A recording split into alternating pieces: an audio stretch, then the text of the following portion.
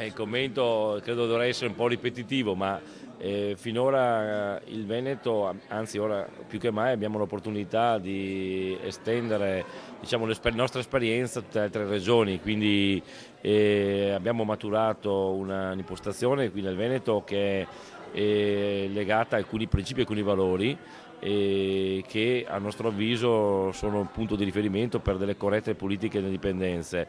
Ecco, lavorare sia sotto il lato della repressione, ma lavorare soprattutto sotto il lato dell'educazione. Quindi alcune iniziative che noi abbiamo proposto e finanziato all'interno della nostra regione che hanno avuto successo qui, ora saranno prese come linee di indirizzo a livello nazionale. Questo è sicuramente un piacere, che è un riconoscimento autorevole per il nostro lavoro.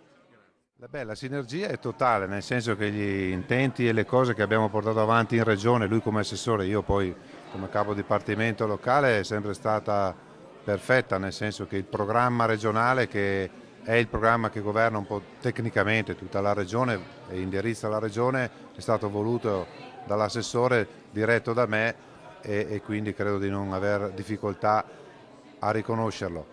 Dirò di più, la sinergia poi quando io sono passato nel Dipartimento Nazionale è ancora maggiore, perché nei fatti, nelle ideologie, nelle impostazioni, nelle strategie noi non abbiamo fatto altro che riportare il modello Veneto a livello nazionale e di questo ringrazio pubblicamente l'assessore. Come Regione Veneto abbiamo promosso presso i giovani alcune progettualità che riguardano anche l'ambito della produzione cinematografica tra i giovani, e quindi potremo mettere anche a disposizione i lavori fatti, progettualità fatte e le esperienze maturate da alcuni gruppi dei giovani che hanno proprio lavorato in questo settore. Okay?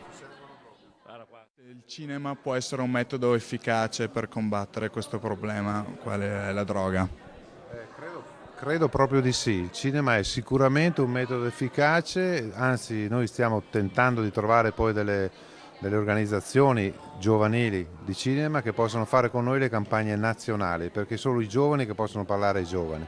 La tecnica poi si trova, ma in realtà il messaggio, il contenuto è la freschezza di quello che bisogna riuscire a dire a un giovane che può inventare solo un giovane. La ringrazio.